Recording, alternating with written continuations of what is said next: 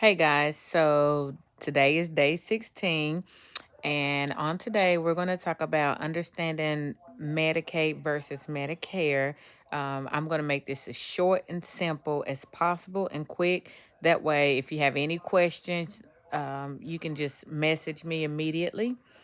You don't have to worry, just message me immediately. Don't worry about anything else. First, before we get started, I do want to shout out to my shirt. I love stuff like this, biblical shirts. Actually, I can. It's based off of Philippians 4:13. Get yours, Amazon. Okay, so day 14.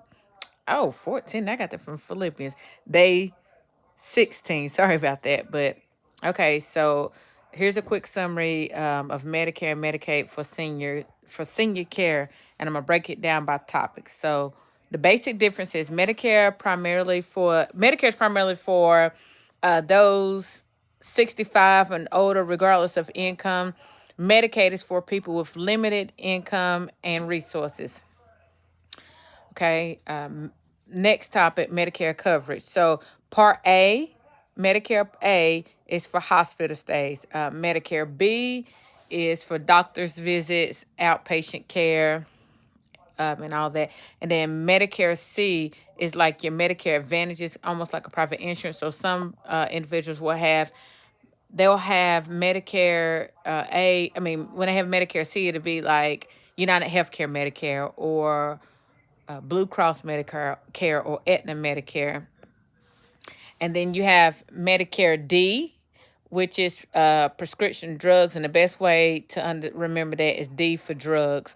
And then you also have limited long-term care coverage, which is like short-term rehab. So if your loved one break a hip or fall or are weak and have to go to a skilled nursing facility for 30 days or 20 days or however long, 100 days, short term. Sometimes, most times, you can get the Medicare A to cover it if they've had like a 3 midnight stay. But again, that's a completely different subject. I can go into more details with you all as that time comes. All right. Next topic we're going to cover is Medicaid coverage. So Medicaid covers long-term care in nursing homes. It may cover some in-home care, and the eligibility is based on income and assets, and it varies by states. So if you're chiming in outside of North Carolina, it depends on your state, and I can also get you that information if you need it. All right, topic number 4, we're going to go across real quickly. Sorry, y'all, I keep moving because my leg is itching. I done got bit by a mosquito. Anyway, so topic 4, or number 4, is eligibility for Medicaid. So low income and limited resources, there is a cap. So like you can't make a certain amount and have so many assets or so much value to the assets and still receive Medicaid. I'll be more than happy to sit down and go over that with you. I do have a lot of information when it comes to Medicare and Medicaid, especially the Medicaid process with seniors.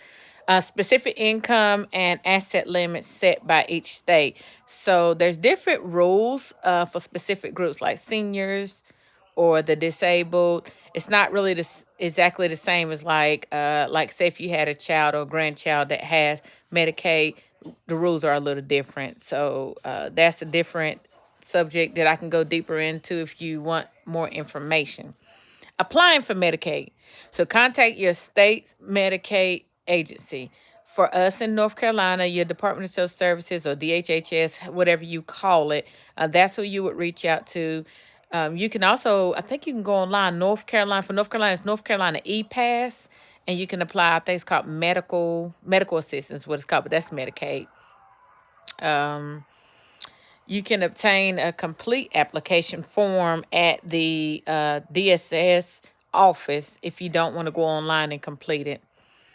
You do have to provide documentation like income, assets, identity. There's a few things you will have to show in order to apply.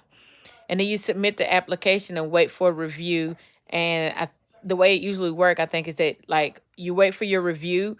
It goes into the hands of a case manager, and the case manager reviews everything. If they need more information, they'll call you or send you a letter in the mail. I think even now they're even emailing.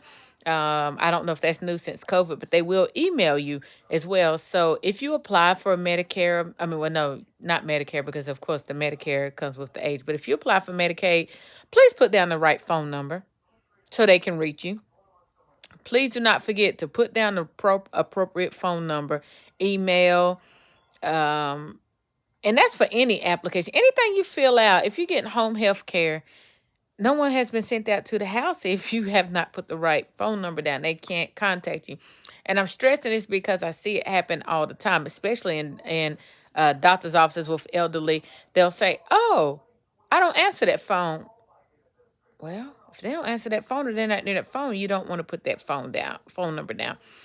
If you are assisting your loved one, I think there are options for you to put on the application who you are and how you're assisting them. Please, please, please, please do not hesitate to reach out to me if you have any questions. If you don't want to reach out to me, go to your local Department of Social Services, your DHHS office, and they'll help you as well. But I have enough information. I can help you get started. I can actually help you complete the entire application and let you know what all you're going to need. If you have any questions on the coverage portion of it, especially if your loved one is going into a skilled nursing facility, that is my area, that's my specialty area.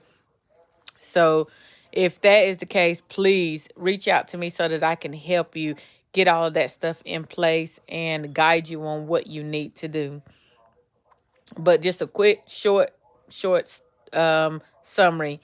Medicare helps most seniors with health care.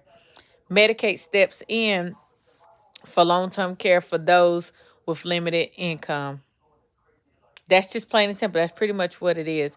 And if your loved ones still go to the doctor and have these doctor's visits out on a regular, make sure that you're upload them if you have my charts, but make sure that you are taking this information into the make sure you're taking it into the doctor's office so they can update it. I think sometimes your Medicaid can change if you don't fill it out a certain way or select a plan or however that case is. I think it's these new plans with Medicaid, like Blue, Healthy Blue, and Carolina Complete, AmeriHealth Caritas. It's another one. United Healthcare. You got to have all that information together. And if you don't select it, I think they will select it for you. But if you end up changing your plan, you have to let your doctor's office know or whoever that needs to know this information. So please make sure that you're updating information. That's all I have for you tonight. Day 16, understanding Medicare and Medicaid for seniors.